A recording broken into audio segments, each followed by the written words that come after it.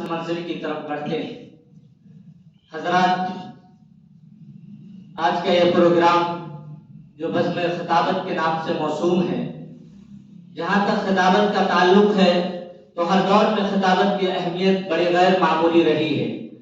خطابت ایک ایسا فن ہے جو دلوں کو مسحور اور عقل و خرد کو مسرور کر دینے کا ہنر رکھتا ہے۔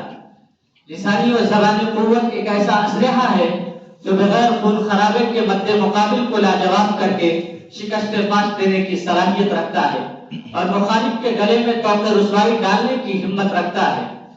اس وقت اس دور میں جبکہ مسلمان بے سر و سامان ہیں، اس کے برعکس دشمنان اسلام ہر طرح کے اسلحے سے لیس ہو کر میدان میں کھڑے ہیں۔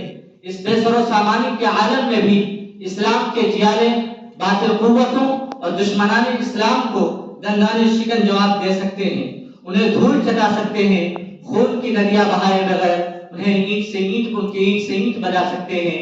اسی مقصد کے پیش نظر آج یہ بزم منعقد کی گئی ہے۔